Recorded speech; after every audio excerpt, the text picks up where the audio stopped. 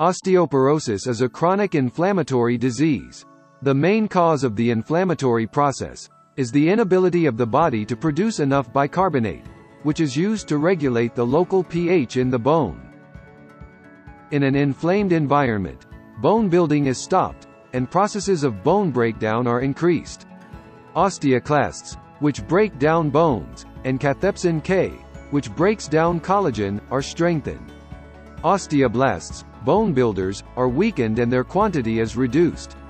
In a neutral environment, bone breakdown processes are stopped, and bone building is increased.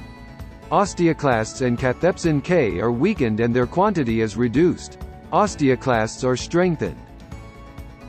Amorphical Company has managed to develop a groundbreaking technology that accelerates the process of building bone.